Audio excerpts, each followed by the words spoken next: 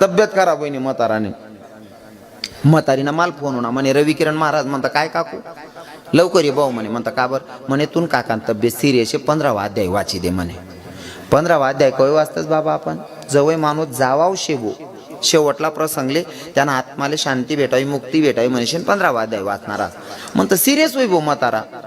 काकूनी जर माल बोलाव मी गवतटे 15वा अध्याय वाचाले म्हणजे सिरियस होई भाऊ म्हातारा बुई टाकेल होई भाऊ असं मी गऊ तो म्हातारा म्हातारीला सांगणार ते फिरेजवर फुटाणा पडेल त्या दिदेव म्हणे माल खावाले ओ म्हणा बापरे.